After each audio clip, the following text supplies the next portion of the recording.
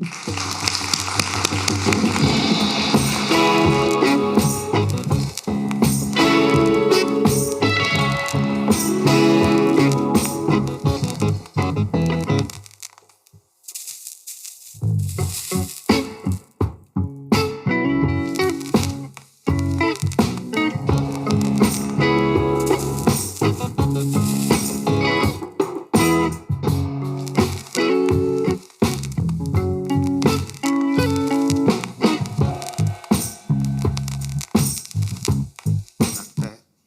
name is Dr. Tim Peck. I'm an emergency physician and running for U.S. Congress here in District 9.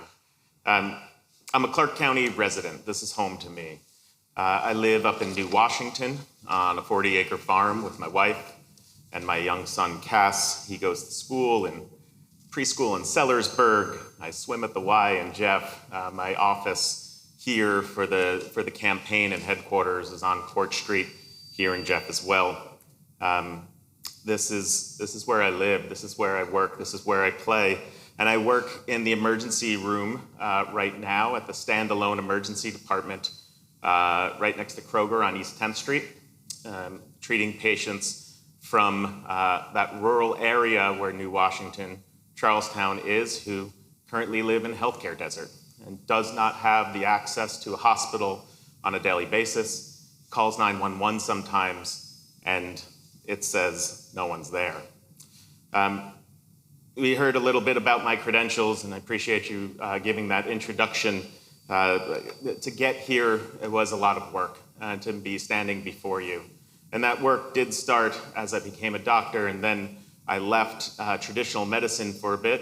I went and worked and lived in a nursing home actually for 3 months to learn everything I could about that world and created telemedicine for that nursing home, and then expanded that across the country and treated hundreds of thousands of patients, and also saved hundreds of millions of dollars in the process for Medicare because we avoided unnecessary hospitalizations. And what that did was brought me to DC, where I was able to have a bipartisan coalition make telemedicine a reality.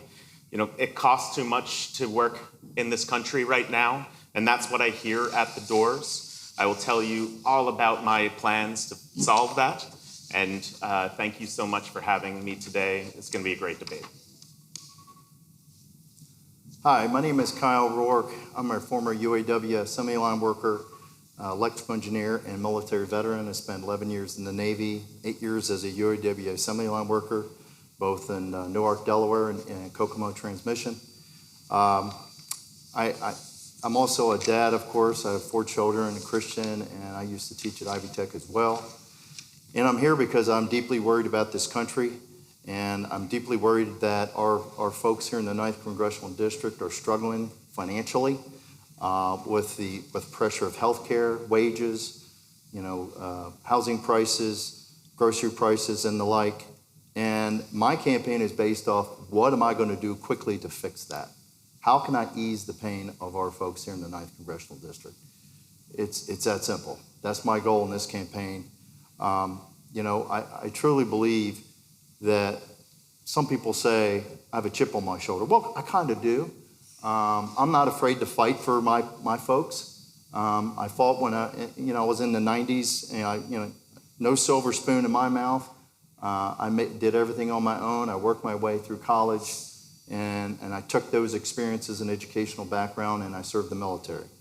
And so I'm not afraid to not literally light people up, but light people on fire who need to be, figuratively, of course, yelled at because we're not doing what we need to do to help folks. We have too many issues with people not doing their jobs. And that could be not fighting for people with wage issues, healthcare issues, housing prices. The big, beautiful bill is a complete disaster for the middle class and those who need the support. So we're going to have a lot of good discussions here this evening, and I appreciate the time and look forward to more discussions. Here tonight. I never planned on running for public office. I spent 25 years in manufacturing leadership roles here in Indiana, and I spent the last 9 years supporting the Navy. I loved my job, and my wife and I were on a glide path to a smooth retirement. You asked what the biggest issue is, and the biggest issue that got me off the couch and running is because I see they're tearing apart that basic sense that we're all in this together. We're a great nation, but we have real problems, and I'm offering real solutions. But other people are going to tell you that it can't be done. They're offering incremental change. They're making the bed in a burning house. We have to stand up and fight for our rights, for our priorities and our values, so that retired people can have the security that they need, so that working people don't have to struggle so much, and so that young people have a fair shot at a decent life. This is the common ground we share, both Democrats and Republicans, and together we can fight for a stronger future for all of us. Thank you. 23, when I first started to think about making this race, one of the things I did was visit the late Lee Hamilton at his office at Indiana University. Lee's advice was travel the district, meet the people, learn about their concerns. And that's exactly what I did for the next 2 years. I talked to Hoosiers in the 9th District at county fairs, festivals, small town cafes, and sporting events. From all these discussions, maybe 200, 250 discussions, the number one issue that emerged was a concern about their personal economics. Everybody's working hard, some families multiple jobs, and they're just barely making ends meet. And the price of everything seems to go up every year. I think it's time to retool our strategy and focus squarely on economics of people in the 9th District if we're going to avoid a 9th consecutive defeat. That's been pretty humiliating. It's time to turn that around. I think it's time to forget about stuff that won't pass the Congress or be signed into law, and that most of the people really don't care that much about anyway. It's time to listen to the voters and respond to their concerns. We must convince voters that they'll do better economically with us than with 2 more years of Republicans in charge. I think we have an opening this year. There's a lot of dissatisfaction in the country. Will we step up and take that opening? Let's use this debate to talk about realistically, how can we win this district this time? Thank you. Thank you. As we go through each round, we'll give you all an opportunity for a rebuttal in the event that it becomes necessary. I would ask that Dr. Peck, I don't know that you and Mr. Roark talked about what you all thought were the biggest issues facing District 9 at this time in your opening statement. Yeah, very clearly, it costs too much to work in the United States right now.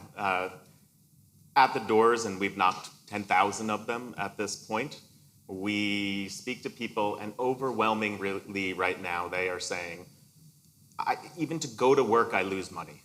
I have to pay for the gas that's rising. I have to pay for the childcare to even go there, my education bills that I even needed to get that job, the groceries and the credit card bills and the healthcare that comes out of my paycheck. It costs too much, and what we need to do is get those costs under control. Yeah, so it's real simple. What's important to me is gas prices, grocery prices, rent prices, housing prices, healthcare costs, jobs, wages, right? So the question is how do we deal with these issues? From a healthcare perspective, I think the quick and easy way to deal with that is ACA subsidies. Need to reinstate that quickly once the Democratic Party takes control. Wages, we need a minimum wage increase, $7.25. It's been $7.25 since 2009. It's utterly ridiculous and preposterous, actually. Housing prices, we need to really look at regulations and legislation to open up development for developers, tax policy that encourages development. We also need to look at monopoly or antitrust legislation for all those inputs to building, whether it's, wood, metal, all the different supplies that go into that. And then that's just 3 or 4 things. And then gas. Stop the war. We need to get out of where we're at. We're in Iran. We need to do what we're supposed to do and get out quickly. It's a clear correlation between the war and fertilizer costs have went up, gas prices have went up to unsustainable levels. Thank you. At this time, Lou, I'm gonna turn it over. We're gonna get real specific about issues of the 9th District. Okay. Excuse me. Before we jump into the first round of questions, I do want to say, mostly to the in-person audience, if you all are streaming, please try to turn your volume down because it'll cut back on the feedback if you are streaming, because otherwise we'll hear a lot of feedback. So don't want to distract the gentlemen as they're speaking. Thank you. Okay. So it's time for us to get into our local questions, our District 9 specific. You were starting to, I felt the yearning to jump right into that. So let's do that. So our first question is, what specific federal funding or legislation would you prioritize to benefit Southern Indiana in your first term directly? So each of you will have 90 seconds to answer this question, okay? So we'll start with Tim. For me, it gets down to healthcare, and that's where my expertise is, amongst other things. And the funding that we need is to keep our hospitals and our health services open. Right now, as we know, here in Clark County, Charlestown, the hospital there is closed. We know that the EMS system is in shambles. We know that Harrison Hospital just closed down their OB program. We know that you can't give birth right now and have a delivery in Scott County, in Ohio County, in Switzerland County, in Dearborn County. You can't in Jennings County either. You can't in Bedford, you can't in Salem. That's a crisis that we're in. And in the 1st of January, when the big beautiful bill, this abysmal bill goes into place, all of those hospitals are going to collapse in various ways. And so our funding that we need is to bring in the infrastructure for healthcare, otherwise we lose all the jobs that go with it as well. And it's not just the uninsured that won't help healthcare, it's everyone in this crowd as well if we lose that infrastructure, if we lose that support. So we need funding directly to keep our rural hospitals open for all of us to get the care we need. Thank you. Keil? Yes. So from my perspective, I talked a little bit about ACA funding, subsidies, reinstating those. I'm going to be real with everybody. I think that policy, that action could happen pretty quickly. I'm all about realism in my campaign. I'm not about pipe dreams. I'm all about what I think we can do quickly that is deliverable. Also, one big beautiful bill. Actually, I would call it one big beautiful of a disaster of a bill. Okay, we want to repeal and replace that, and we do not want to take an estimated $13 billion in SNAP and Medicaid benefits out of the next 10 years. That's projections, of course, but we want to cancel that, of course. No Stock Trade Act. There's actually legislation on the books. They can't get it passed, of course, because we have congressional folks who are suspected of trading stocks and bonds. We can do that pretty quickly. Probably the biggest pull would be the minimum wage increase. It shouldn't be. It should be around $15 an hour, maybe even $18, but that would be the biggest push from my perspective. Long overdue a minimum wage increase.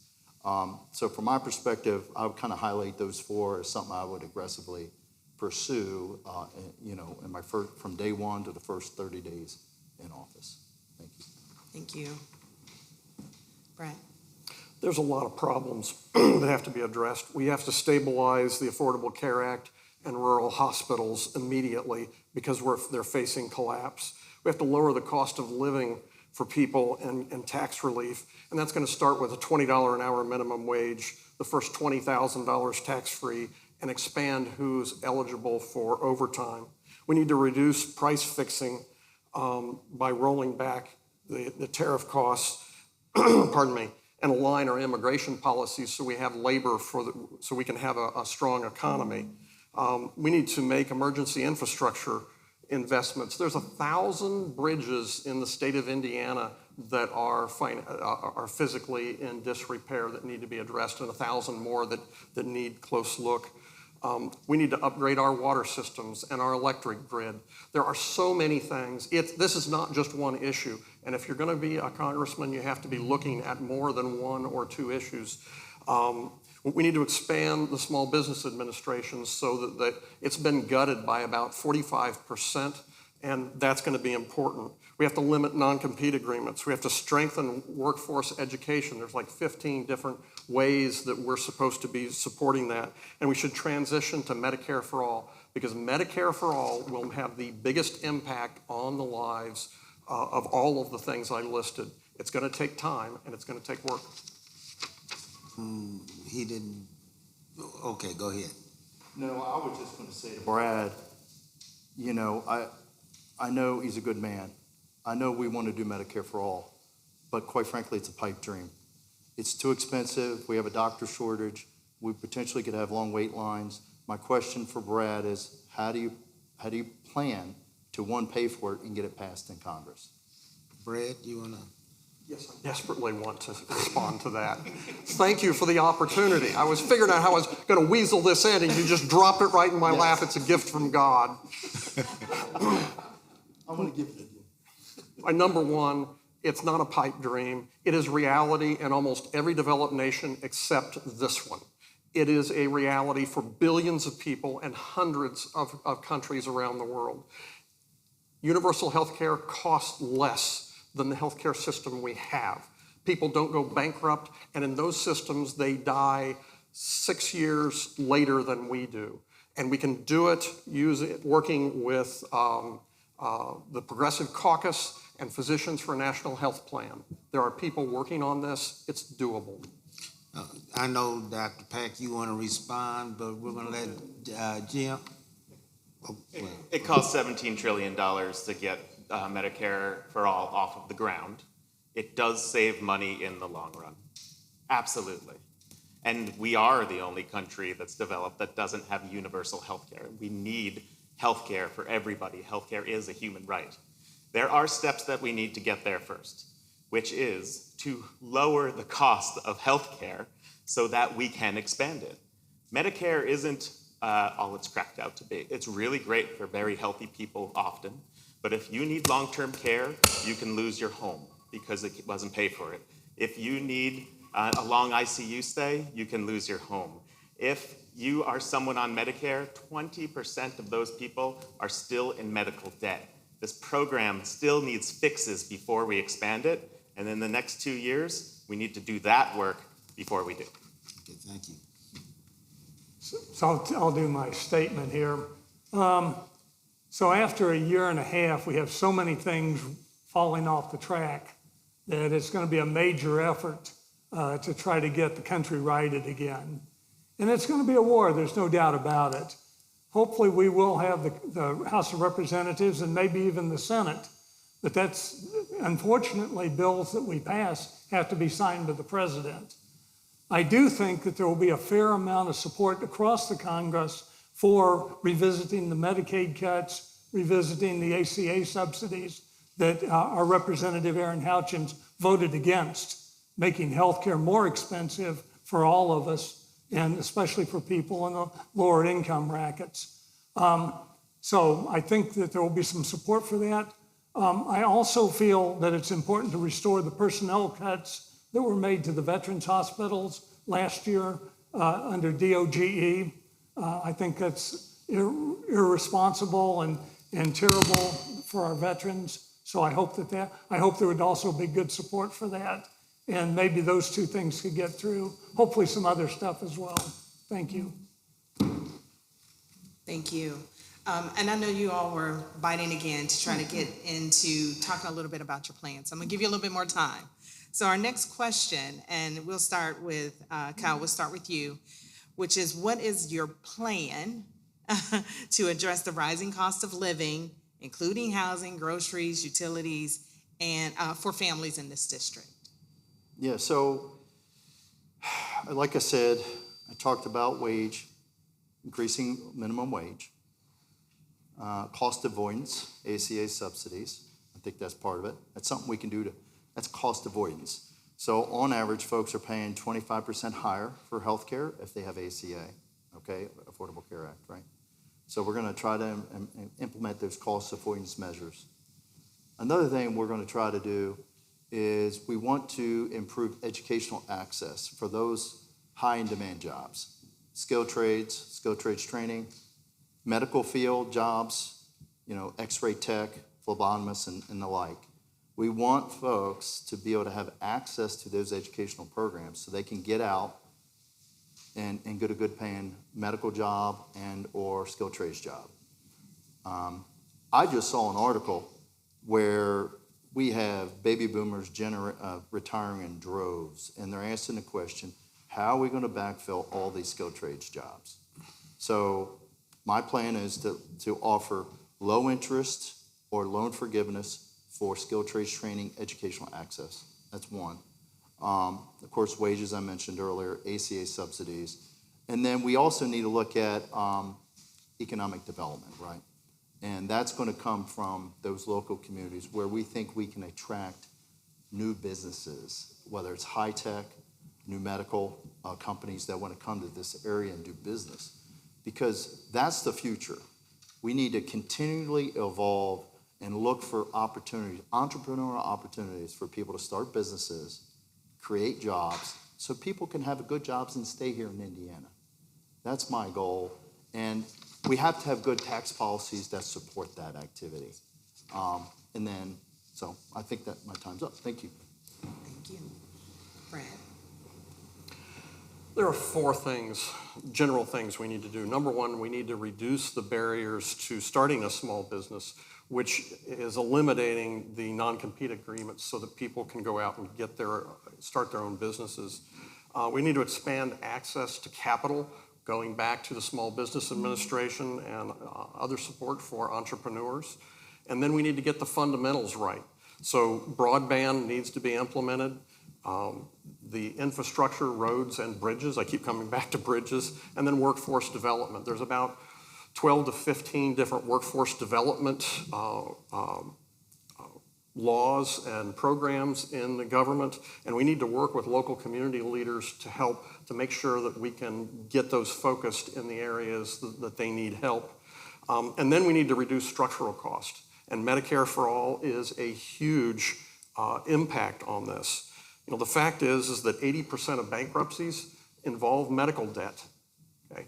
And the majority of those people actually have insurance. So when you talk about stability and helping businesses, one of the things that keeps people from actually starting a business is they're locked in, whether it's a non-compete agreement or whether it's I have health care and I can't go out and I can't take the risk. Medicare for All has a big place in our future if we want it. We also need to roll back tariffs. We need to rework immigration and $20 an hour minimum wage, the first $20,000 tax-free, so people have money in their pocket to spend on local businesses. And we need to increase the people that are allowed to get overtime, again, so that they have money to spend in a local business. Thank you. Thank you. Jim? Well, I have a question. So we're talking about the plans for addressing the rising cost of living, right? Yeah, okay. So again, I have two very specific things. First, ending the Iran war would in very short order reduce gas prices. Second thing is encourage antitrust hearings on food production and distribution. It turns out that only 4 companies control 85% of the beef processing in this country. Another 4 companies control 70% of the pork processing. And finally, only 5 companies, including our own Kroger, control 53% of the grocery stores we can buy from. When we have concentration like that in production and distribution, it's a sure thing that the consumers are going to pay more. And for trying at least to hold some hearings on this, I think, would potentially roll back some of those prices, as those companies are going to be concerned about further legislation. Thank you. Okay. Thank you. I know both, yes. Just a quick comment. Sure. So we've heard a lot about Medicare for All and the cost of implementation. Tim just said 17 trillion. The national debt's 39 trillion. That, with all due respect to my friends, is a pipe dream. 17 trillion implementation, our debt is 39 trillion. We're having a hard time paying our bills anyway, let alone Medicare for all. I'm not against Medicare for all, but I just don't see it as a plausible solution that we can get done. Thank you very much. Okay. Well, that being said, I want to give Tim an opportunity to respond to the original question that was on the table, which is, what is your plan to address the rising costs? If you want to address it. Yeah, the system's been tilted toward large corporations for way too long. And one of the key reasons for that is those corporations are putting money into the pockets of our politicians, whether they are Democrat or Republican or other. And that needs to stop. In order to do that would take a lot of reform. But the first step is to elect people that will not take money from corporate PACs, of which I have sworn off. I, for one, have sworn off of it. That gives me the freedom to be able to do some things and put those corporations on notice. First of all, it's about bringing those insurance companies into Congress and putting them on trial to break up these monopolies. United and Optum, Aetna and CVS are all one company, and these are Fortune 5 companies that are breaking the backs of our workers. We do need to increase the housing supply, but we also, in order to drive down housing costs, but we also need to make it so that first-time homeowners can finally buy a home. If you are in your 30s right now, and you graduated with a professional degree, you're more likely to not have a house than to have one. We need to be able to give very low-cost loans to those first-time homeowners that get them into homes and be able to afford it. And finally, invest in energy here at home to get energy independence, stop the war in Iran, and that energy comes in the form of clean energy. I apologize, but we keep getting rebuttals, and I'd like to get 30 seconds or so in. Okay. Thank you. So, yes, it's going to be expensive. It's going to be hard. It's not going to happen all at once. But when a man tells you he can't do something, you should believe him. So when he says he can't do it, I believe him. But how many years early do we have to die before this becomes a crisis? Apparently, for many of us, 6 years is not enough. But in southern Indiana, it's more than 6 years. It's more like 8 years. Do we have to go 10? Maternal death rates and infant death rates are dramatically higher in the United States because of our healthcare system. How many people have to die, and how much earlier before we get off our butts and fix it? Keil? Yeah, like what I was saying is I don't think Medicare for all is not a good idea, but I just think it's unpractical and unpragmatic in the current situation we're in. 2 years, you're elected as a House Representative for 2 years. My good friend Brad is talking about a 10-year plan. I mean, we can barely pay our bills, let alone implement a do. Look how hard we fought for ACA. And we had 60 people. We had 60 senators. That's how hard we got ACA. We have it. We need to leverage what we have to expand on it to make those improvements. My candidacy is all about realism and pragmatic approach. I'm not here to sell pipe dreams. I'm here to be real with folks.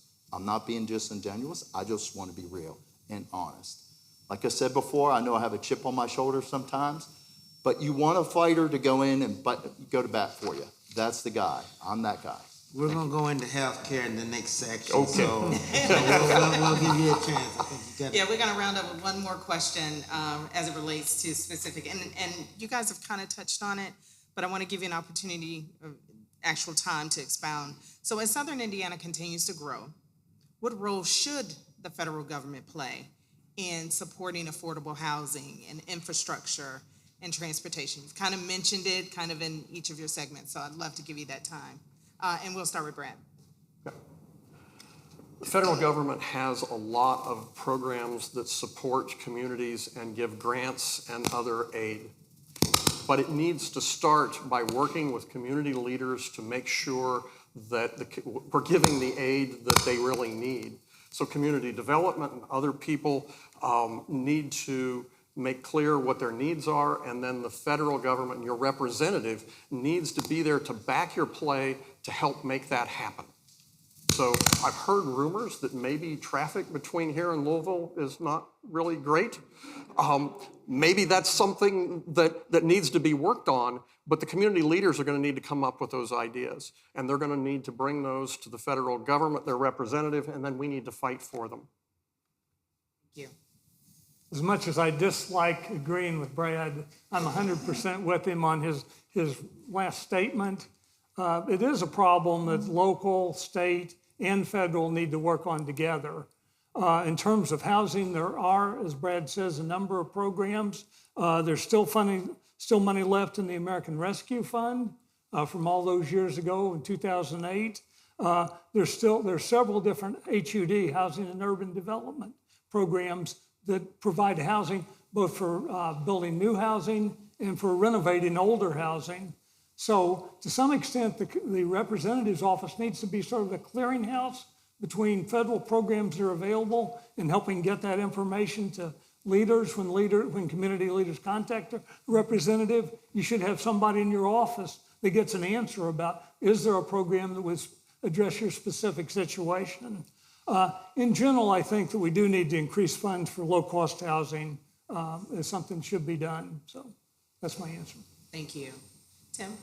The federal government has a ton of leverage when it comes to infrastructure over local communities. And the way it is the federal government is the one giving out this money. Erin Houchin has brought some money into this district, and she's had a lot of celebrations around funding announcements. But where that money actually goes is not tied to any responsibility, any corporate responsibility. There's nothing saying that that money should go to the workers, the people who are actually doing the work, the citizens of Clark County, the citizens of Indiana 9. In fact, she's just talking about bringing more broadband in Congress just today to our district. But again, I just got broadband 2 months ago in my rural community, and it was subcontractors who were doing the work in unmarked vans and with labor that was questionable. And so, talking to the labor union leaders even just today at the Buildings and Trades, saying they are almost happy about it sometimes because they're getting a lot of work when they hit pipes and they hit electricity in the ground and knock down telephone poles. And so where is the responsibility when it comes to this infrastructure? I think we can leverage the federal government to make sure the money goes into the hands of working people. Thank you. Kyle? Yeah, so, from a broader economic perspective, we need to look at those things that are impacting what it takes for folks to buy a home. So, mortgage rates. Mortgage rates keep going up and up. They kind of go down and up, but since the war, they've been up and up. Obviously, fertilizer prices are up because of Strait of Hormuz, right? The bottleneck there. Gas prices are up. That's pushing inflation into a direction that's causing everything more expensive. Again, right? Back to lumber, shingles, electrical, all the inputs into buying a home are just more expensive because of the macroeconomic issues, right? We need to get out of Iran. Obviously, we need to do what we're supposed to do and get out of there quickly. And we need to deal with, and obviously the fertilizer prices will come down and gas prices will come down, right? And then more importantly than that, we need to look at the supply issue. Housing supply. Read an article from 2009, since 2008, since the stock market crash. Developers quit building as many houses per year. So we're in a situation where it's a supply and demand issue. We need to deal with low interest loans for development. We need to deal with tax policy that encourages development. And we need to look at regulatory framework for the developers to be able to build developments at a low cost, at a reasonable price, so they can get in and sell houses at a low price again. Thank you, gentlemen. Now we're going into an area that you all have been all over, and that's healthcare and economic reality, however you want to define that. What is your plan to improve access to healthcare in rural and underserved parts of this district. And we will start with Mr. Graham. Yeah, well, we've had plenty of discussion about healthcare. As I said earlier, we definitely need to revisit those Medicaid cuts that are going to affect so many families. I heard that probably about 180,000 people in the 9th District will have some cut to their Medicaid funding. We also need to look at the ACA. The ACA, although it had its problems and its ups and downs, but it certainly got a lot more people onto healthcare insurance, and that was important.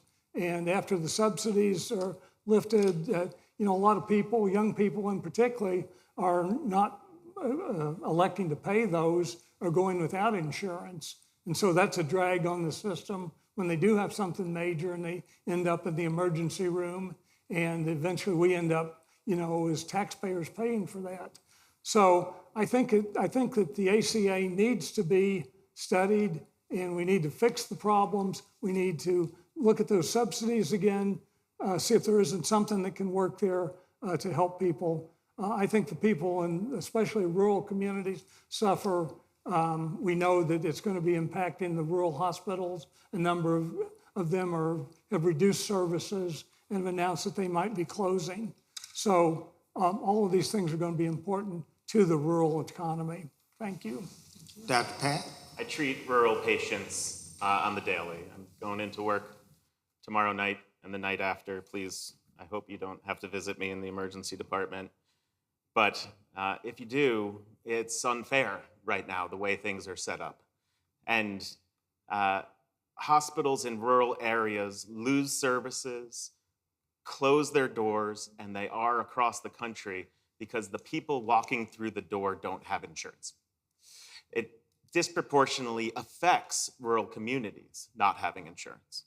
Those who are truck drivers don't have insurance at rates of 29%. Agriculture workers at 27%, whereas the general population is more around 7 or 8. And so you need to get insurance in their hands, and we need a program that does that. How we do that is by decreasing the costs. So let's talk about how you decrease those costs. You do that because every dollar that's taken out of your paycheck right now that goes to Medicare, most of it, almost half of it, will go into a corporation's hands. It'll go to pay for things like executive bonuses, things like shareholder payouts. It'll go into tools that they use to deny coverage and not let me give you the tests that you need. We, again, as the federal government, have leverage to say, if we're going to give you money, if we're going to give money to the system, that should be spent for patient care, not for corporate bloat. Mr. Roark. Yeah, so obviously I would continue to advocate for CHIP benefits. CHIP benefits, fully fund those. Obviously Medicare. Medicaid, obviously the big beautiful bill, repeal, replace, no cuts to Medicaid. And then obviously ACA subsidies, want to continue to support that, reenact that. And then one thing new about healthcare deserts, especially for veterans, I'd like to propose a policy that we could use Medicaid to basically, if a vet goes to the doctor and they don't have any benefits because the actual VA center is too far because they have transportation issues, we use Medicaid as a billing structure so they could bill and rebuild the VA for those services. It's just a unique policy I'd like to propose there. Excuse me. Did you have a question? No, excuse me, I didn't realize you were still going. Mr. Myers. Oh, thank you. In the short run, we do need to get the ACA subsidies back in so that people can actually afford coverage. And then quickly after that, we need to expand telehealth and preventable care so rural patients can get the care they need. We need to stabilize the rural hospital and increase the reimbursement rates through Medicare for low volume facilities, support EMS facilities, so especially in rural areas. Dr. Peck has a lot of good ideas of what we need to do in the short term. I think it's kind of fun. I'm an engineer, and Nobody's ever called me a dreamer before. That's not the way engineers are. But in the long run, all of these systems are going to get undermined the way they do every time we try to make an improvement in the healthcare system. It gets better and then it gets undermined. England did it in 6 years. In 3 of those years, they were fighting the Germans. This is not a pipe dream. It's achievable if we have the will to do it. And the function of your congressman isn't just to roll things back and get us back to 2024. It's to say, what does the future look like? What does a just society look like? What do we want in our society? And how do we get there? Do I think that I'm going to wave a magic wand in the first year and have it all done? No, but we've got a plan and we need to move forward. And we need to dream a little bit. All of the improvements we've ever gotten has come from dreaming. I am very impressed with the passion that you all have for healthcare of the people that you want to serve. And knowing that rural hospitals were going to be in danger from the big, beautiful bill, and assuming that your Republican candidate went along with it, what question would you, if she was standing here, would you ask her?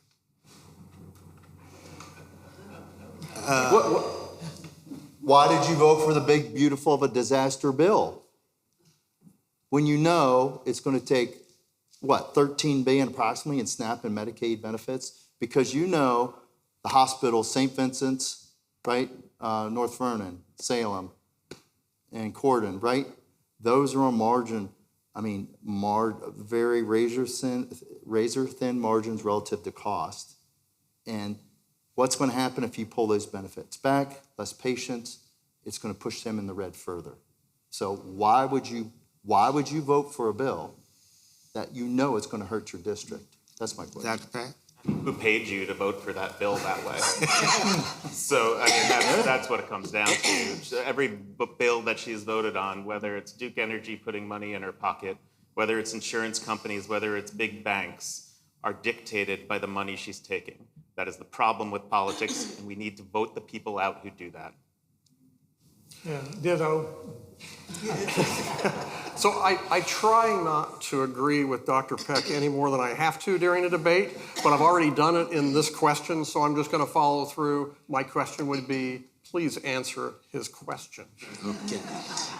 How would you protect or reform Social Security and Medicare for current and future recipients, Mr. Graham?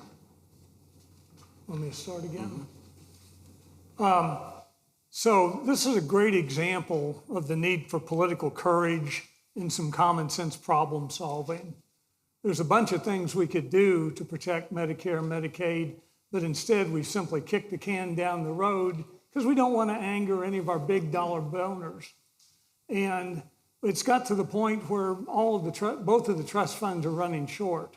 I think they're looking at like 5 years and 6 years or something like that. And then we're going to have a big problem, and it's going to be a big crisis. We shouldn't do that. There are solutions in particular. We could raise the level at which you pay. We could reduce possibly some of the cost of living adjustments. People at the higher end already kick back some of their money. Maybe that should be a little bit higher. There are solutions, but we got to sit down and talk about them. To me, compromise is not a dirty word.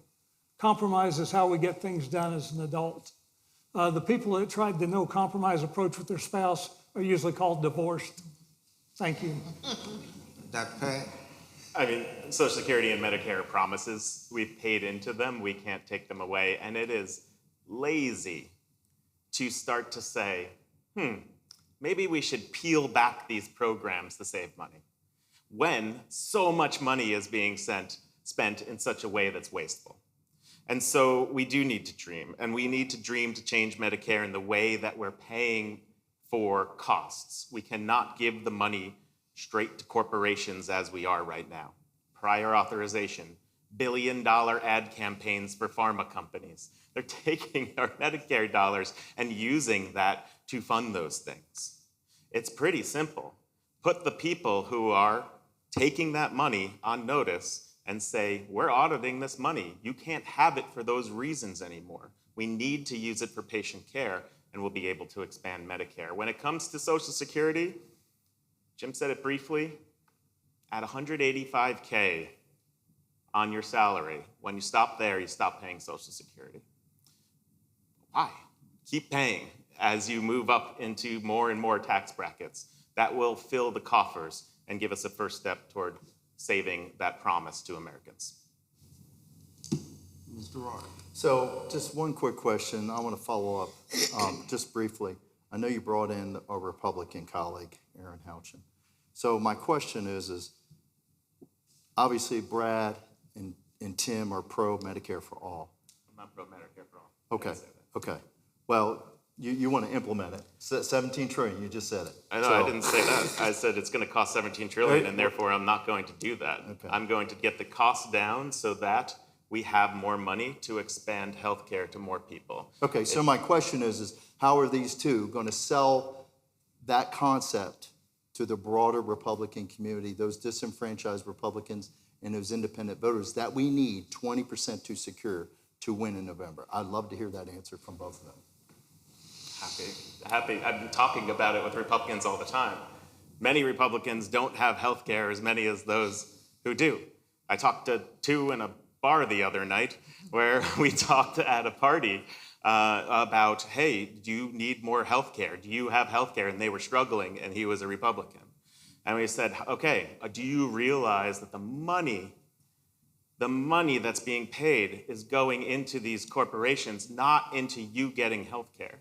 And we need to be able to talk on an economic level about that money, about their real situations at the doors with them about why they don't have health care.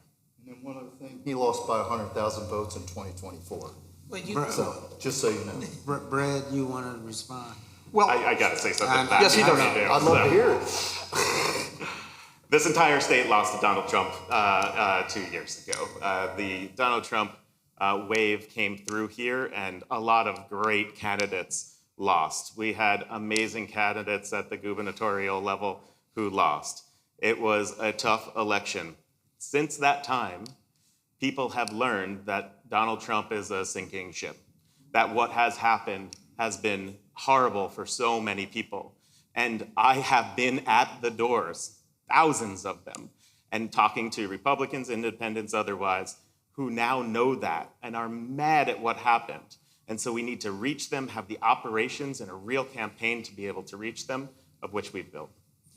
Brad.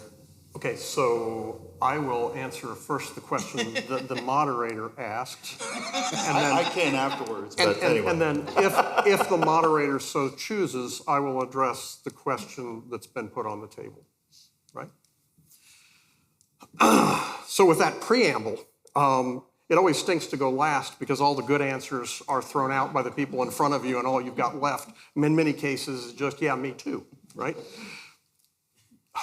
It's killing me. Dr. Peck, Tim is right again, and you are also right. But he lost.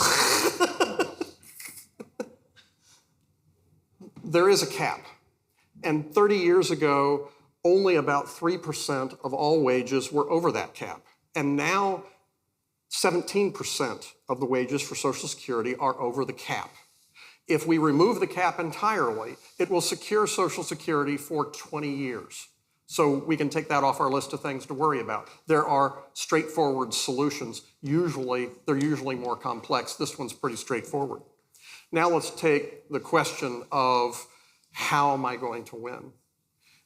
The way I say that we have to win is not by moving right and trying to snuggle up next to and be Republican light and moderate what we are trying to do. It is to screw our courage to the sticking place and say, this is what we believe, and show them why it is better for them and hook their own self-interest. Medicare for all is better for you because you won't die as early. Your children will have a better life. You will have better financial security. These are real things that we can talk about that will make a difference in people's lives. It's not about the ideology. It's about making a real difference in people's lives, and that's economic and that's freedom. Okay, let's. I want a rebuttal. I didn't, okay. I'm sorry, I didn't. No, go ahead. Oh, so just my own rebuttal, very short. I think that So are you getting, rebutting Brad? well, I'm still rebutting statements that have Okay. been made here. And I think that getting those independents and getting those persuadable Republicans are going to be a tough sell. I think we got to be realistic about that, you know. And I just, from all of my conversations that I heard, universal health care was not high on the list of what people were concerned about. They were more concerned about their own personal economics. You know, just give me an insurance I can afford and I'll buy my own insurance. I'll go to my own doctor.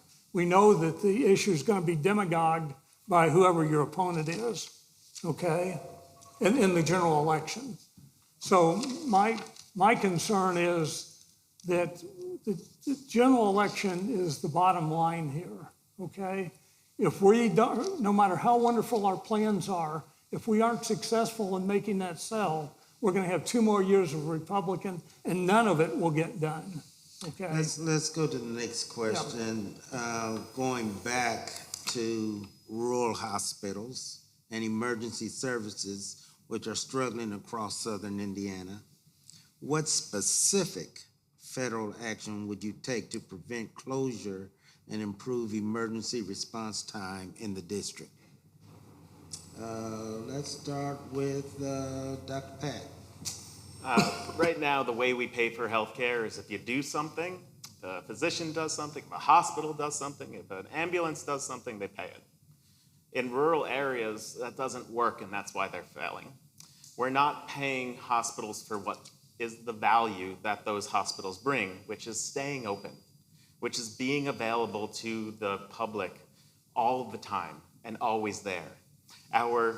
The reason we have an OB desert, an obstetrics desert that I talked about in all those counties is because it's a 24/7 service. And the way they get paid right now, it doesn't pay them to keep it open.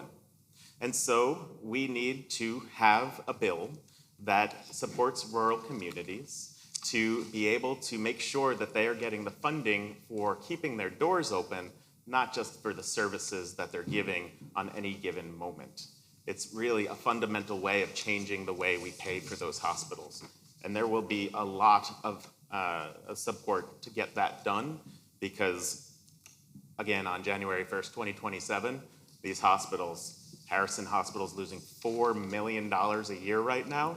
You take away that funding stream, that hospital is in real dire straits. Thank you. Mr. Roark. Yeah, so we just, obviously, we need to look at the financials of that institution, right?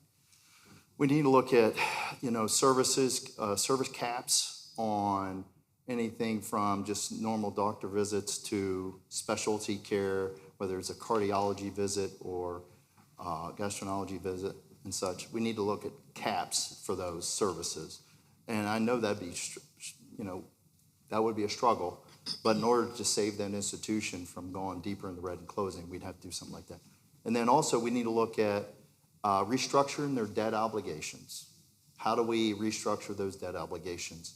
Maybe we provide federal funding with some better terms of loans. So for example, if they have high interest loans on that actual facility and the equipment, we restructure that debt obligation to give them a little bit more time to turn that hospital around to, for example, being in the black. So we look at those things, obviously, and we look at other efficiencies in patient care. How do we do improved care, but at the same time quality? How do we improve cost and make those efficient to a point where the hospital can function in the black on an ongoing basis? Thank you. Mr. Myers. So in general, I believe in capitalism. But the real reason that hospitals and health providers are closing is because they're not cost effective. So when did we make the decision that cost effective is going to be the determinant of whether you get care or not? We don't have that with fire or police. You pay taxes and you get the services. This for-profit system isn't profiting us, but it's what we're stuck with at the moment. So for the moment, we're going to have to increase Medicare reimbursements, especially to needy hospitals. We're going to have to redo or repeal the ACA cuts. And if we do all of that, that'll take us back to about 2024, when we died 6 years earlier, when the majority of our bankruptcies involved medical debt, when our infant mortality was twice as high, when our maternal mortality was twice as high. All of these small incremental changes will step by step get us back to the point that really sucked. We need to move forward in a direction.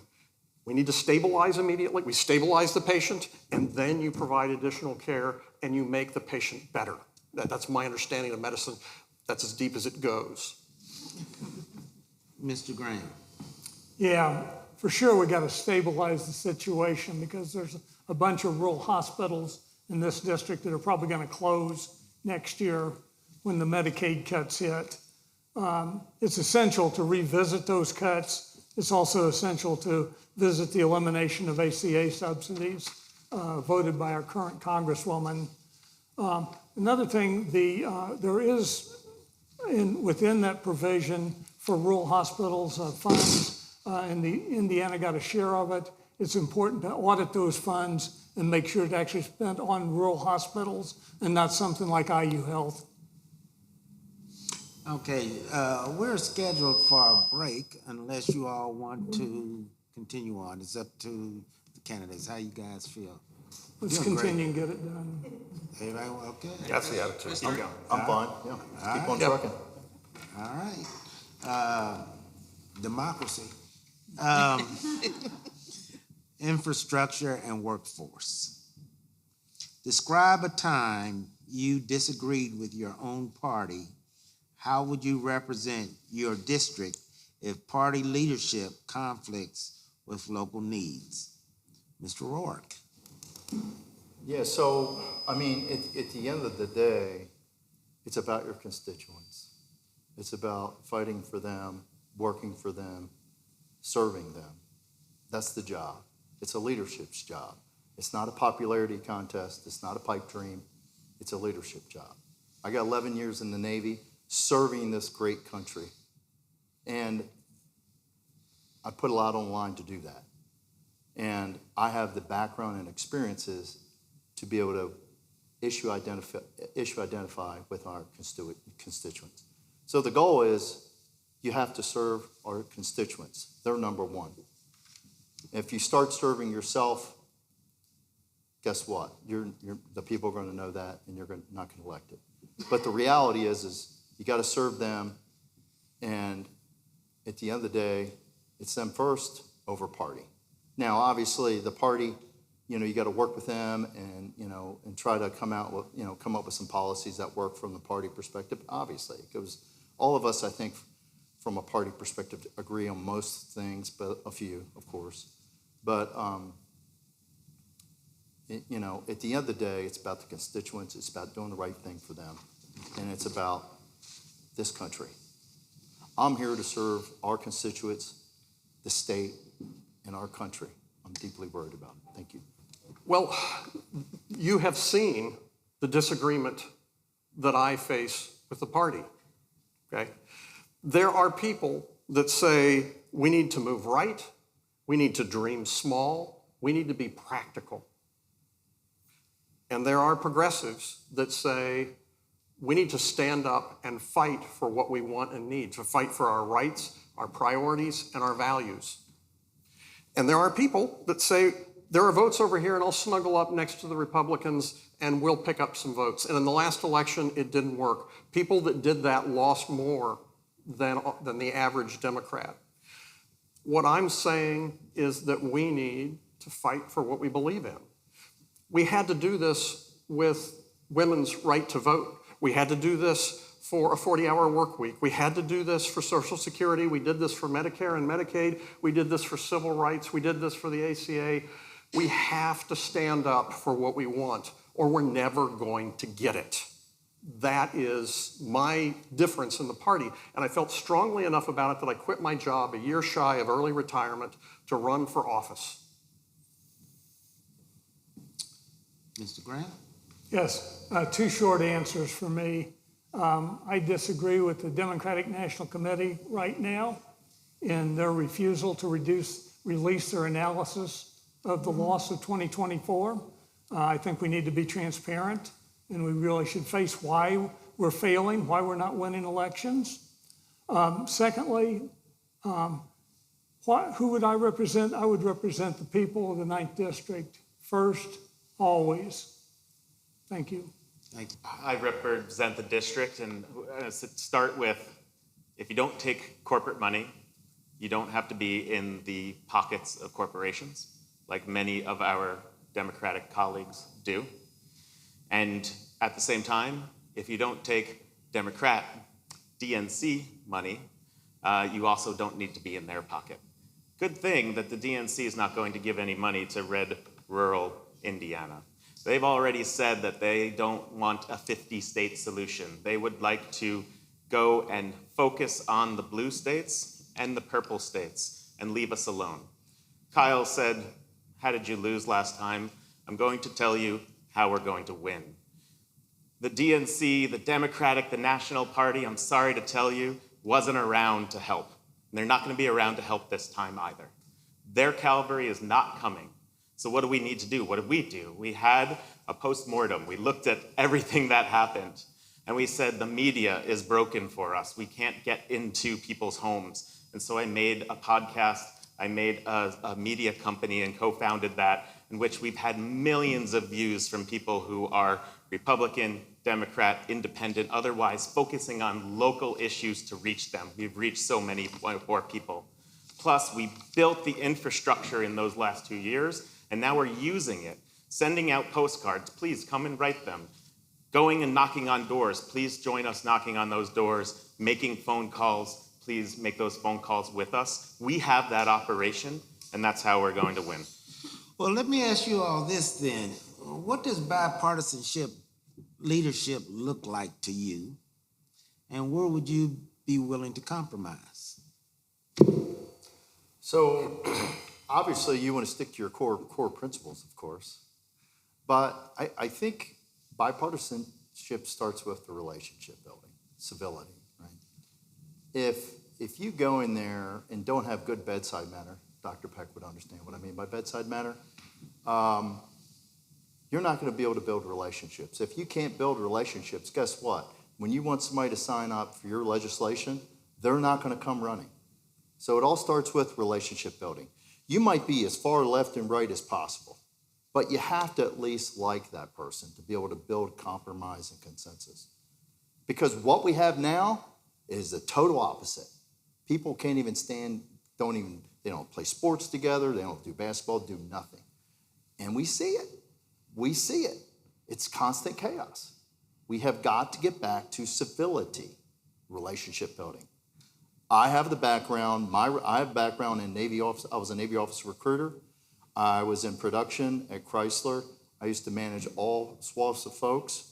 And I was a lieutenant in the Navy, of course. I used to manage a lot of different groups of folks.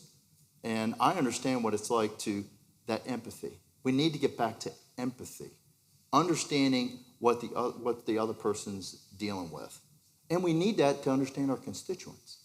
Because I used to be blue collar. I understand what our folks are going through, paycheck to paycheck, because I lived it. No silver spoon in my mouth.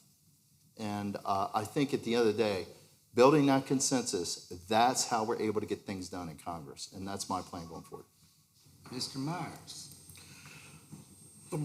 Bipartisanship is about working in the best interest of the people.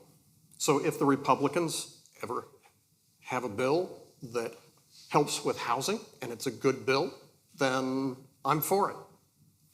If the Democrats have a bill that's a good bill, but it has Republican writers on it that kind of takes some of it away, then you have to start looking at it in balance and say, does this net out to be a benefit to the people? If the Democrats or Republicans come up with a bill that has a really cool name but isn't good for the people, like the Big Beautiful Bill is a great name and it's a crappy bill, then I'm against it, right? It's about what is in the best interest of the people.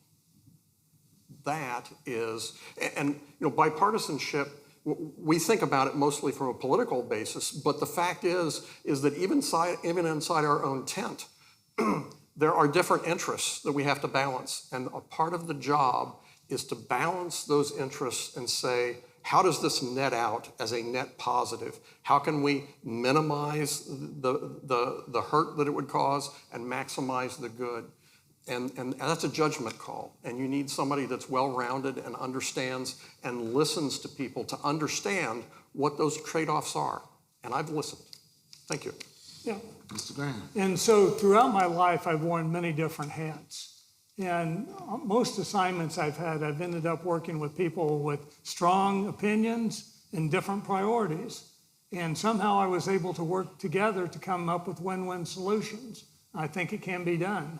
When I was an engineer for General Motors, we introduced a new process, and I had to work with those UAW people. And we managed to say, okay, yeah, we can do this a little bit different. We don't have to follow this rate that was set 5 years ago. We can renegotiate that.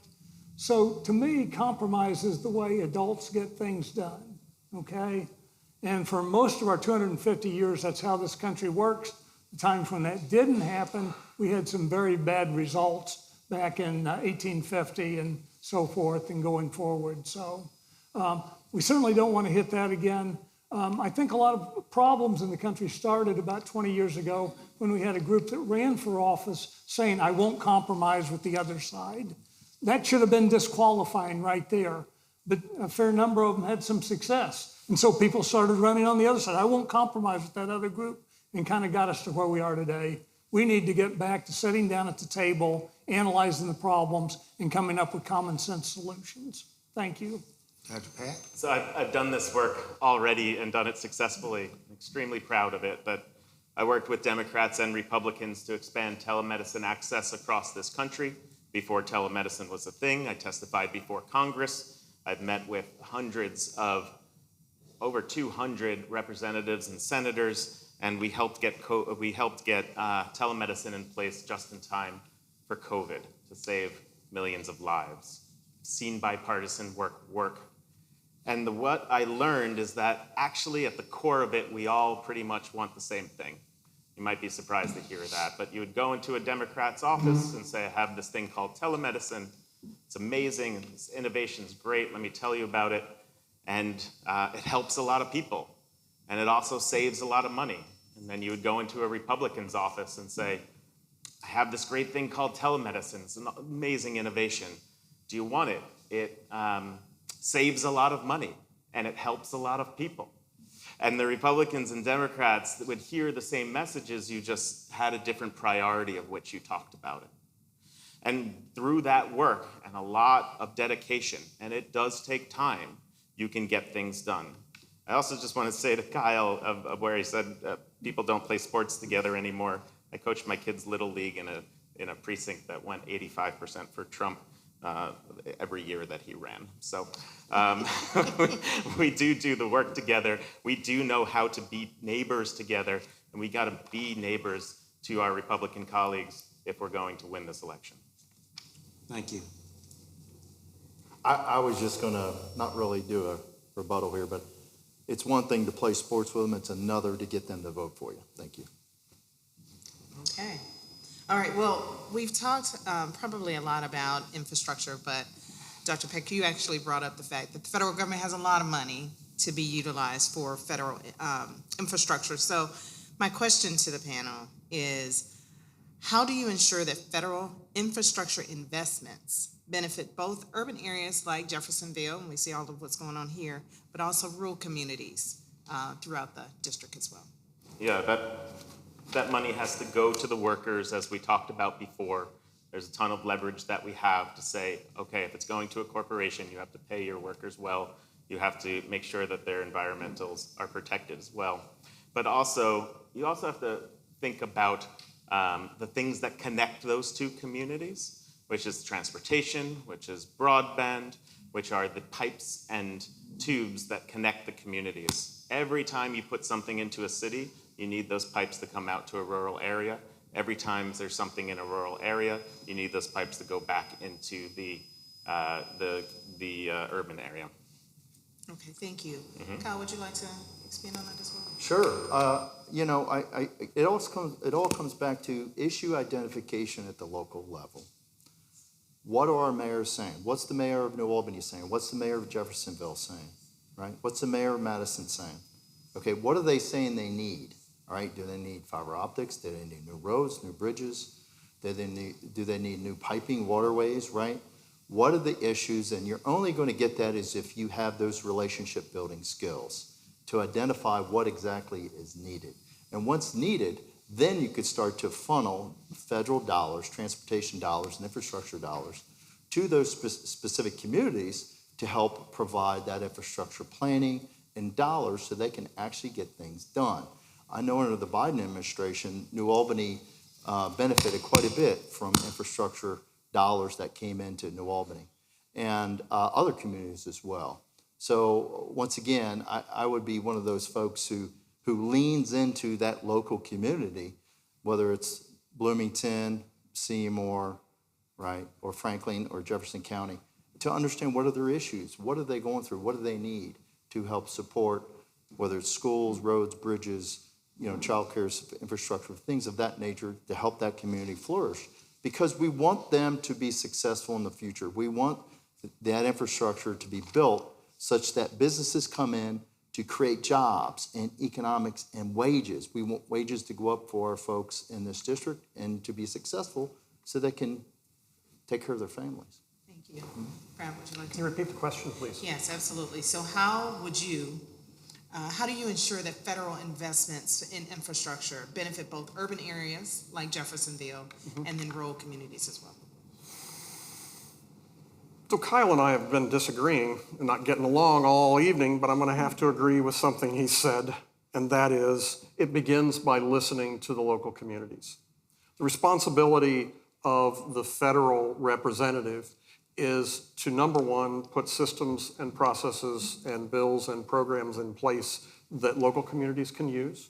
And then local community leaders need to figure out what their needs are and how they can use them. Again, if you want to get across the river, that would be a good thing that you might want to bring up. And then the local community leaders need to apply and leverage those. The congressperson shouldn't be making those decisions. They should be supporting the efforts of local communities to get what they need, both rural and city. We also have a responsibility to make sure that money is being used in a way that is not short-sighted. So there is strong community opposition to data centers or solar in some places. And we need to make sure that the local leaders, if we're going to be helping to support, are actually listening to their communities. And then we also need to do, as you have said several times, auditing to make sure that money is not being embezzled and is being used for the purposes and being used, and they're using it as a good steward of public money. Thank you. Jim, he just punted it to you, but maybe you have more that you want to add. add. Perfect lead in. Well, all of these grants that are made need to be audited regularly. There's money for rural hospitals, there's money for infrastructure projects, there's the local community development grants. I think in particular, we need to increase the amounts available in those housing and urban development grants I talked about earlier. I think that's one of the most important pieces of infrastructure that we're faced with, because people need a place to live in order for them to be successful and to have a good life. So, again, I tend to agree with the comments about this starts locally. Sometimes there's state money that can be applied, but the representative should be sort of a clearinghouse that can help people get directed to the right federal agencies to get their questions answered. Thank you. Thank you. Okay, gentlemen, so we are headed into our fourth round. You guys are doing great. We're going to get a little heavy right now. So we're going to talk more about governance, accountability, and representation, okay?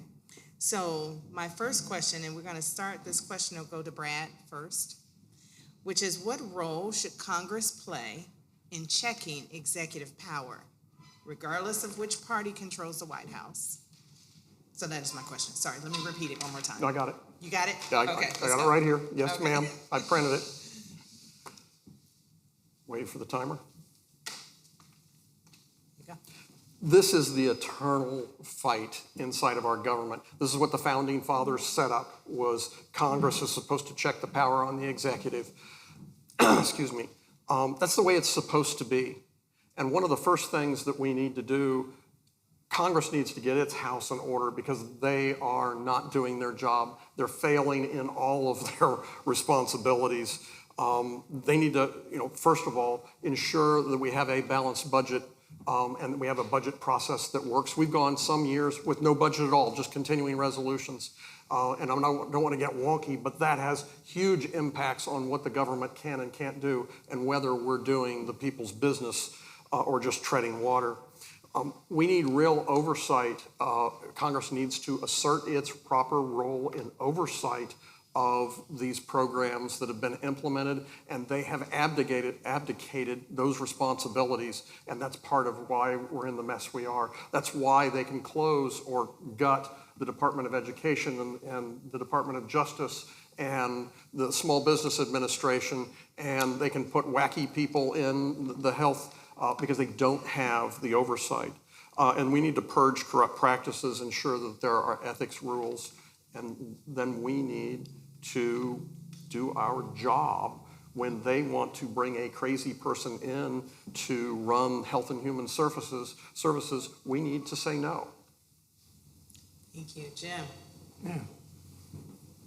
And so ethics reform is obviously needed in many parts of the government.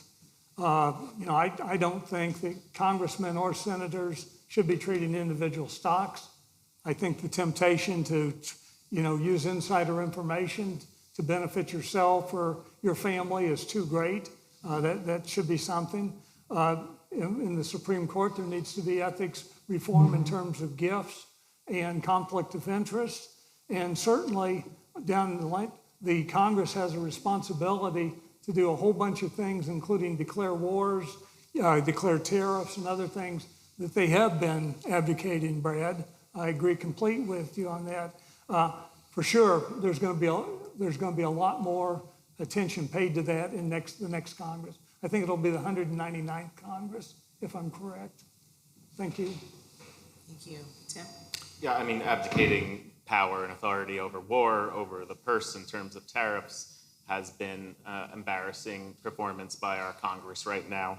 Not only that, but not having oversight over our Supreme Court and putting checks there to make sure that gifts are reported properly. These are all checks and balances. Let's say we have seen the problems with not exercising the checks and balances in government, not only here at the congressional and federal level with Donald Trump being able to do whatever he wants. I mean, we felt it right here in Clark County with Jamie Knoll, did we not, as you had the sheriff's debate just before this, where no one was holding that man accountable. Accountability is how you build communities. It's how you make sure that money is spent to have working people get money, not corporations. It's how you make sure that money is spent, that people do not enrich themselves. And Congress's job, its one job, is to always to start with holding the other two branches of government accountable so it can do its job and be able to appropriate that money the right way. Thank you. Keil? Yeah, I mean, so in terms of checks and balances, Congress has the ultimate authority over dollars, power of the purse, right? Article 1, it clearly says Congress has the power to actually lay out exactly where those dollars go by district, okay? So that's step one. Some of the stuff they're doing with pocket rescission, which is basically taking money from one place and putting it elsewhere, totally illegal. The Trump administration, whoever's doing that, whether it's Mr. Trump or Bissett, should be impeached for that. That's a no-no. Once the Congress issues a funding bill, those dollars should go to that congressional district only, should not be moved. So that's step one. Obviously, people voting, right? We have control of Congress. Every 2 years, we have got to get out and vote and making sure we're putting in the right people to do the right thing. We need constitutional folks in there, whether they're Republican or Democrat, who really want to do the right thing in terms of the Constitution of the United States. We really need that. Ethics reform, we talked about that. Wow, every time you turn around, there's somebody resigning, investigating, right? It's out of control. You know what that actually tells me? It tells me something's going on with our system, that our press is not picking up on those things ahead of time. So that's another topic. And then lastly, the Supreme Court, right? We need to have an impeachment for those on the Supreme Court who are violating ethics agreements. It's been like, I think, 100 years since that's happened. Thank you. Let me ask a quick follow-up question. I think I saw yesterday where something like 13 Americans have been killed and over 400 wounded. What's your all's position on the Iranian war, or on the war, the war with Iran? I mean, it was a mistake. That's saying it very lightly. We've put not only American service members in harm's way for, I'm not sure what the goals are yet, hasn't even been explained to us. But we've put Americans in a place where, as I said before, it's driven the cost of life to a point that so many people now, when they go to work and work a hard day's work, they lose money at the end of it. We got to get out. So my position has pretty much been unchanged. I mean, I don't see the data and the facts saying it was a well-predicated launch, right? So when I say well-predicated, how close to uranium enrichment are we? Uranium enrichment to launch an ICBM, intercontinental ballistic missile. How close are we? Are we the same place we were 10 years ago, 20 years ago? I don't know that answer. But by and large, the Democratic Party has said it's a bad war. It's not well predicated. We shouldn't be there. And I'm not seeing any data to suggest otherwise. I'm just not, because it's really driving up gas prices, fertilizer prices, inflation, you name it. It's all happening. So I don't agree with the current path we're on. And obviously, I send my deepest condolences to those 13 friends and families of those 13 lost service folks. Thank you. Myers. War has economic impacts. The first thing we need to do before we engage in any military action is we need to balance the needs and interests of the nation versus the risks that we're putting our service members in.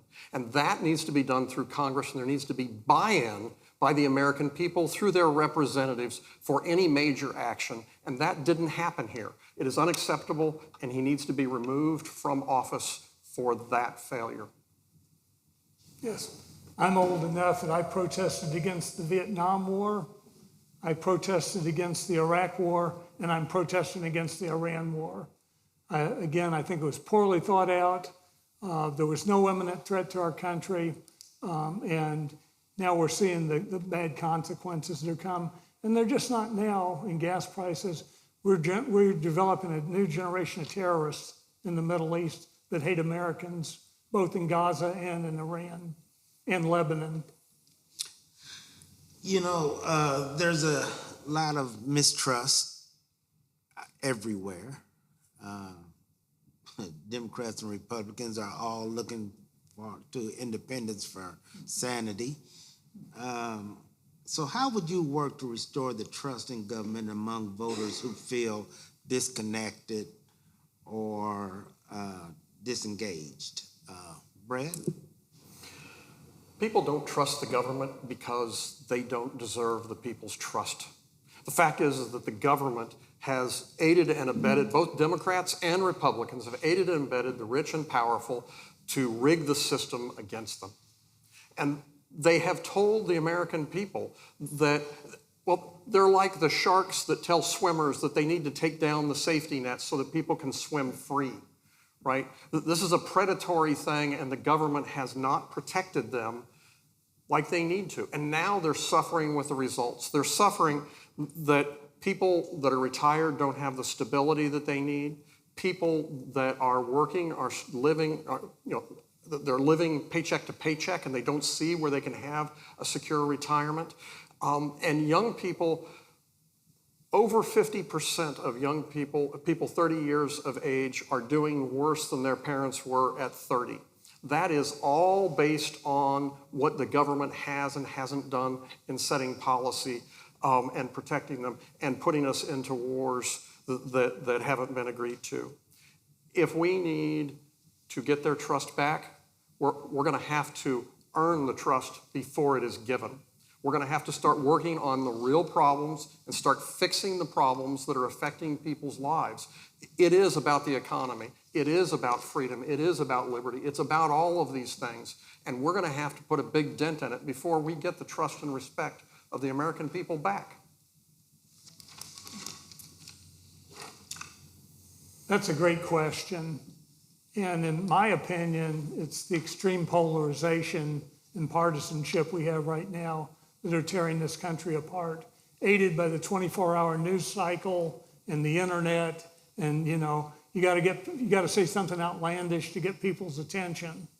I think it's time to step back, take a deep breath, remember what made this country great, which in my opinion was working together with people that have different views and coming up with solutions. Thank you. It's about showing up in the hard rooms, the tough rooms that aren't necessarily going to be favorable or kind to you when you step in there, and then showing that you care about those people. I did that when it came to solar for Clark, going into multiple meetings that people had at their farmhouses to talk about it, going into the city council meetings county board meetings that talked about it, having gone and had multiple conversations around how we could progress solar in this country but not take away the farmland that we need. I did that by having conversations about Harrison Hospital and its $4 million it's losing each year, by having an op-ed in their paper there in Harrison and then having those conversations. I did that when it came to after the shootings in New Albany at Harvest. I was there the next day. It was a ghost town in terms of the amount of politicians and people there to actually meet with people who were hurting. I didn't see a single Republican, but we were there in those hard rooms. I did that when it came to the Madison waterfront redevelopment, talking about that. It's about showing up to those places. And I think I learned that in the last election, that the more local places that are hard to show up where you are, the more respect and trust you can have. Essentially, it's about being present. So that's step one. Got to be present. We have a current incumbent who I hear from the grapevine is not readily available. She doesn't have town halls. She's just not available. So it starts with stepping up and understanding issues of what's going on with the community. You got to have empathy. You got to understand what's going on with your folks in the 9th Congressional District to understand how to fix the problem.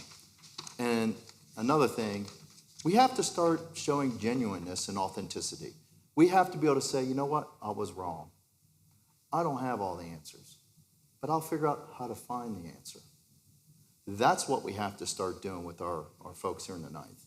We can't promise pipe dreams, no offense, Brad, but we have to be able to be realistic with people and be upfront and truthful and honest. And I think, honestly, honesty is the best path forward. That breeds trust. That breeds loyalty. And that breeds, hey, we're gonna listen to this guy in terms of the path forward. This guy's got a good policy. We trust him. He's present. And I think that's the path forward. And I really think that's what's missing. That's what's missing. We have too many politicians that are talking out of two sides of their mouth, promising things they cannot possibly deliver. But we have to put forward policies that are realistic. that have a chance to change people's lives for the better. Thank you.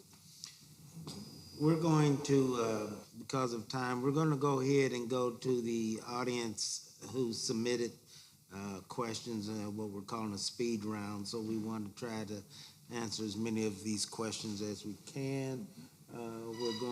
We may ask specific individuals questions so that we can get a little bit from everyone.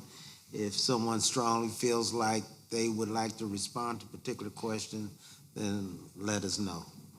I think this first question they're all going to want to answer.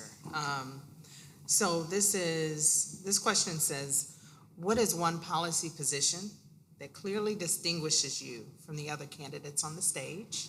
So we'll give you each an opportunity. And how will that position you to win the primary election? Well, I think I've gotten bipartisan work done in Congress, and I'm sure I'm the only one here that can say that. And I've done that work, and I've shown how that could be successful. And that work was to increase access to healthcare, decrease costs in healthcare, have more people have healthcare. And that was a bipartisan message.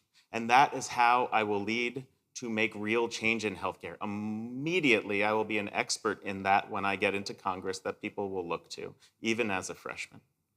And what I know how to do is I know the system of healthcare in and out and the policy, the laws, and I know where the places you can save money are immediately that will have bipartisan support. Things called middlemen, like pharmacy benefit managers, like prior authorization. Breaking up monopolies has bipartisan support.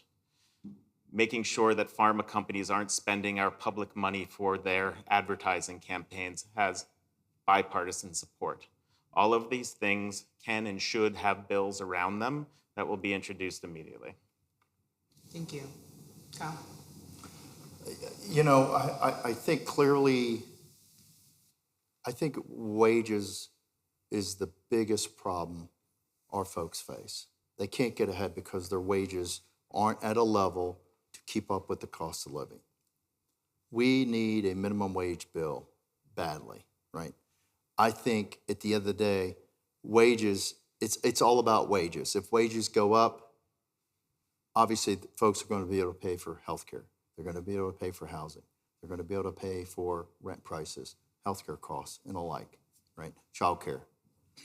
Wages got to go up, and there's no way around it unless you pass a bill.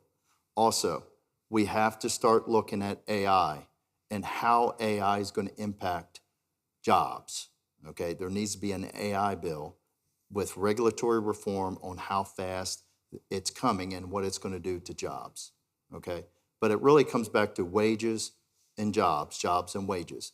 Good paying jobs. I mean, I'm not talking, there's nothing wrong with $15 an hour, but I want to see $25, $30 an hour skilled trades jobs that folks are getting into so they can take care of their families and pay for various things like educational costs and healthcare and the like.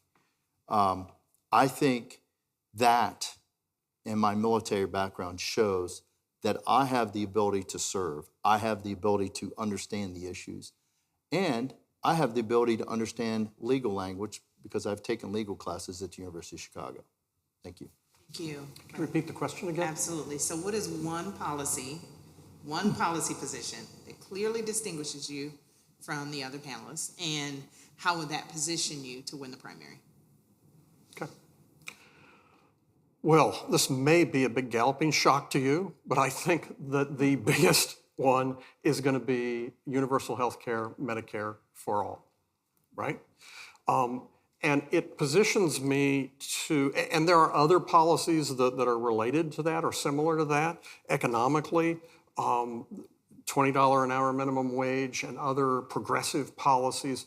Those progressive policies, progressive used to be a Republican thing 100 years ago, right?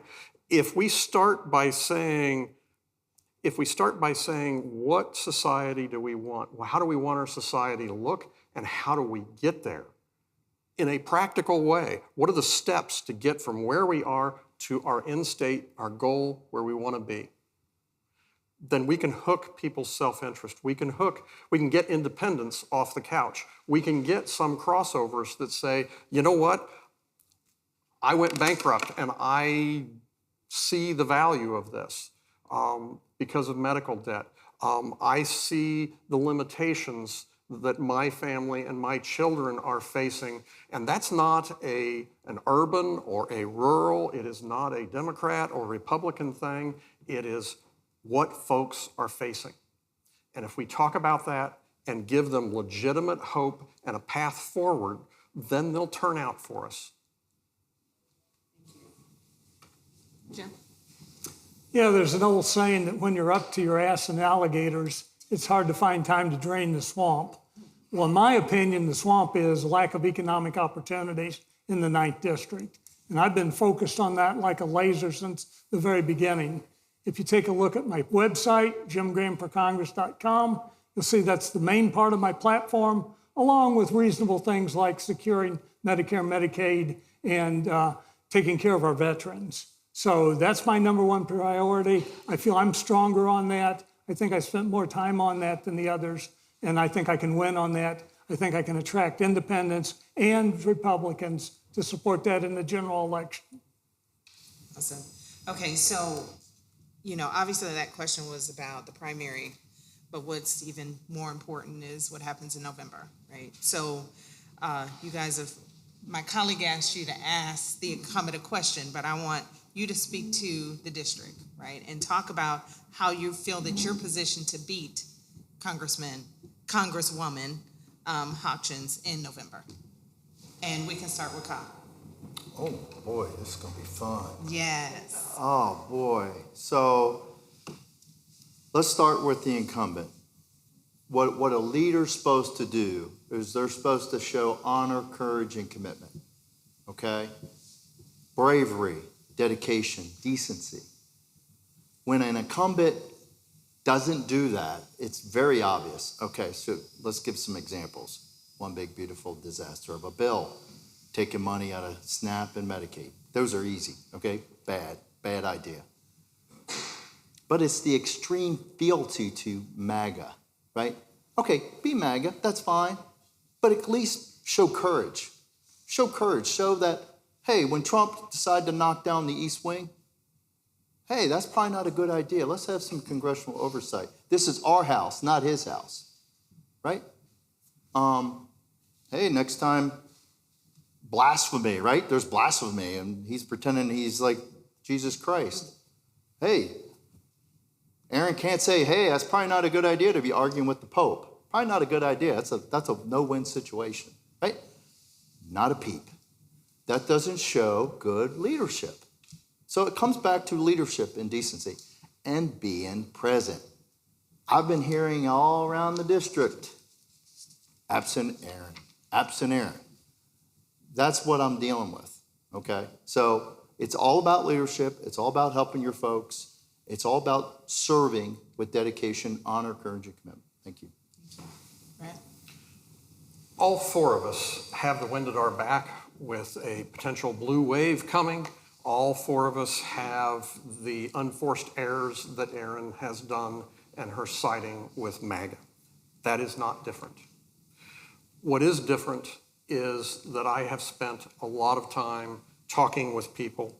I've had 2 healthcare forums, 2 rallies and protests. I'm more activist than the other candidates. I've had 3 virtual town halls, 5 round table meetings with experts, 17 live town halls, and then all the debates, which we've almost all been in. I've been to the counties a lot. I've spent a lot of time working with the individual county party leadership and going to their meetings and listening. I have a background. I spent 35 years in business leadership. I've been working with economists. You keep talking about the economy. I've been working with economists for the last year to counter Republican talking points. I spent 9 years in the Department of Defense. I'm a physician for national health care, and I have a master's in engineering to talk about technical things. So I have a broad background and broad exposure and broad leadership. I also led groups up to 100 people spread over 5 states. And I worked my way through college with my wife. Okay, so I've got a story that will resonate with the people, and that's going to make a difference. Thank you. Jim? Okay.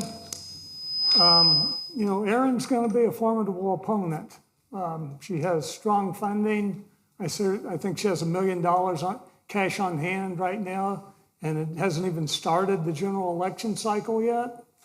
But I think she also has some vulnerabilities, and some of those have been mentioned. She's, to my knowledge, not done any town halls in her 3 years in office.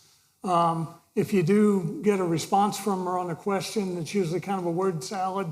Thank you for asking this question, and call me again, contact me again if you have anything else that's on your mind. So I think that there's some vulnerabilities there. I think there's a big vulnerability on the economy, and the way prices have gone up, continue to go up during her time in Congress. So I think tying her to a failure of the economy is probably going to make hay in the general election. There's other things as well. Certainly, her lack of concern for Medicaid and ACA subsidies and so forth, hurting the very people in the district that need that help, hurting our rural hospitals. So there's some vulnerabilities there. We need to, whoever is the nominee needs to carefully examine all of those and pick a strategy that will hit her where it hurts. Thank you. And Tim? She's had some horrible votes and some very bad voting record, and obviously we need to tie her to those votes. The Epstein files, she was the original person to shuffle the feet on getting those records out, for example. But we also need to make sure people understand that the reason she has $500K in her pocket right now is who gave that to her. Those are corporations overwhelmingly. Corporations that are hurting people's everyday lives. What will allow me to win in November is that I have spent 3 years now building a campaign to get to this moment. And I can't stress enough how important that is, how much work has gone in to build infrastructure.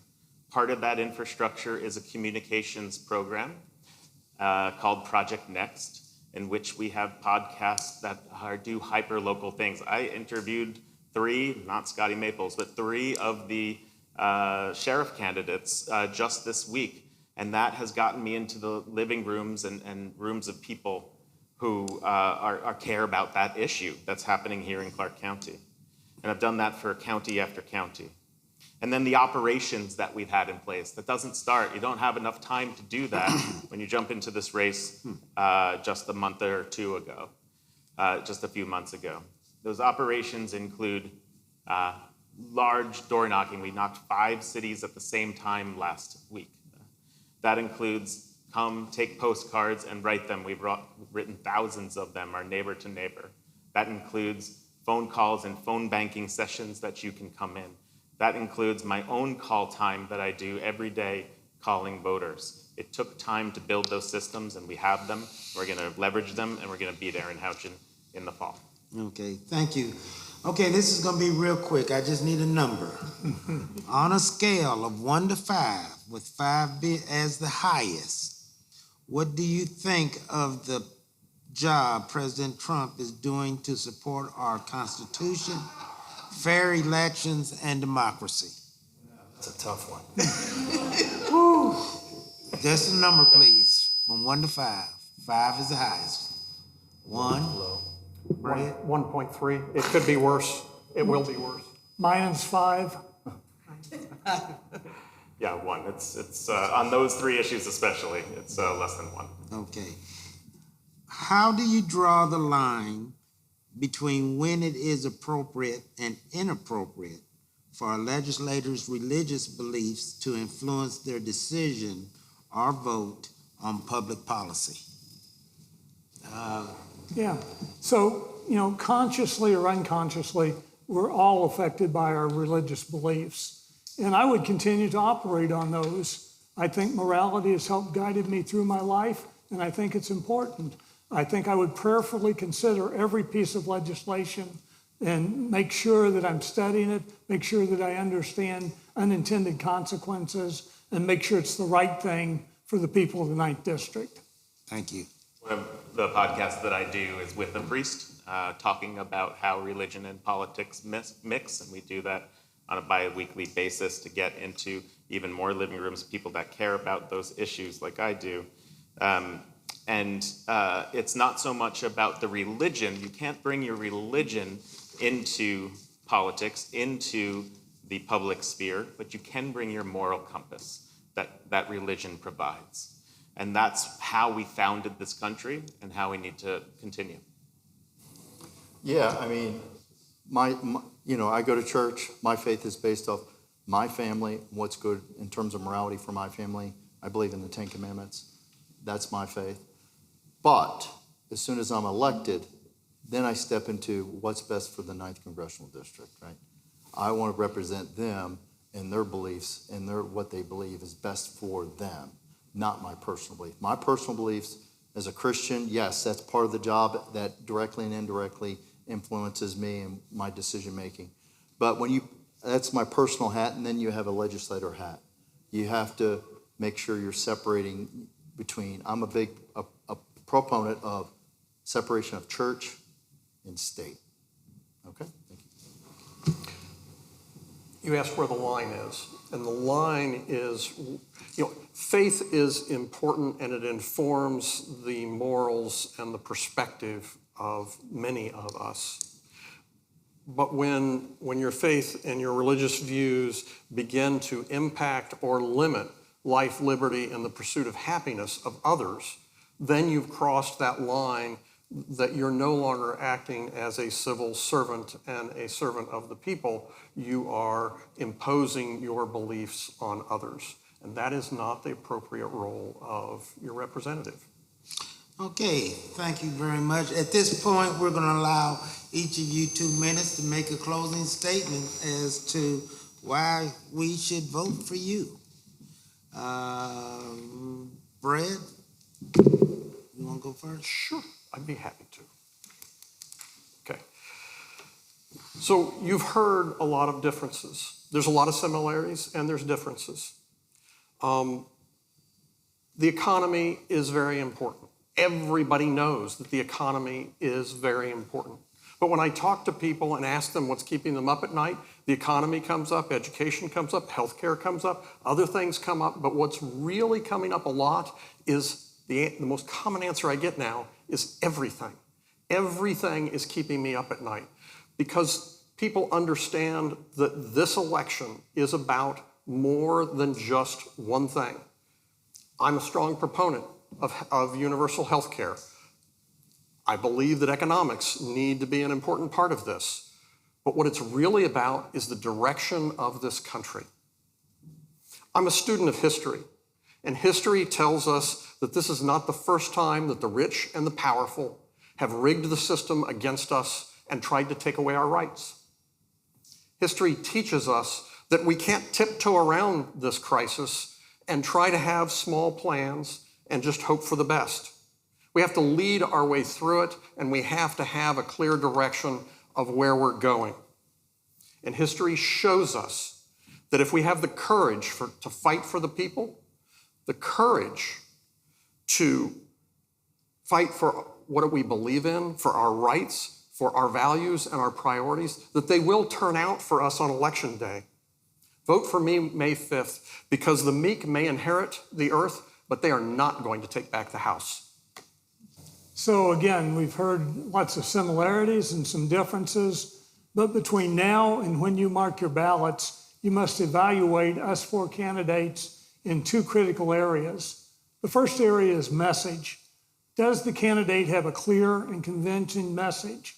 A message that is consistent with our democratic beliefs, but a message that will also appeal to a significant number of independents and some persuadable Republicans, because that's what the mathematics says of the district.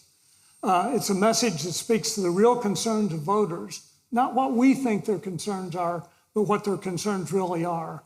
I believe that message is economics. I won't dwell further on that. You can take a look at my website to see what I think there. The second area, you must evaluate each of us in terms of personality.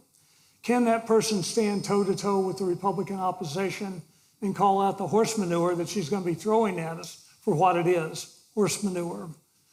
We're in a street fight for the future of our country. And in a street fight, there's only one rule. There are no rules. I wish it wasn't that way. I wish we could get back to rational debate about high-minded principles, but that isn't going to happen for a while. That's certainly not going to happen this fall. So this time around, if you want a street fighter, if you want somebody that will stand up to the opposition, if you want somebody that will fight for Hoosiers every day, both through the election and while they're in office, if you want somebody that doesn't back down and doesn't take any mega crap, then I'm your guy. Please vote for me on May the 5th. Thank you. So I've been building momentum and doing this work for over 3 years now.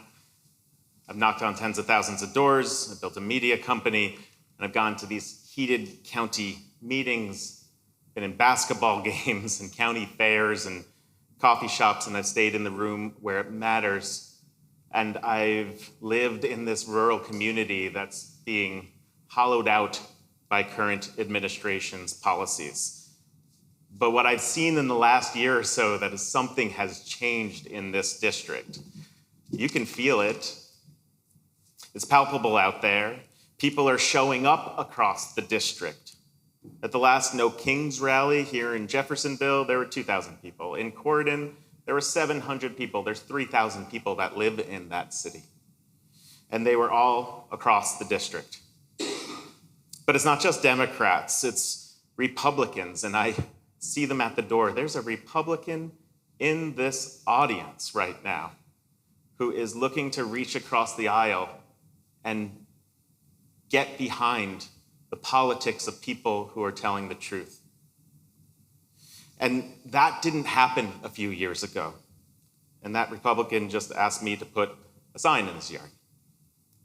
And it does cost too much to work in the country right now.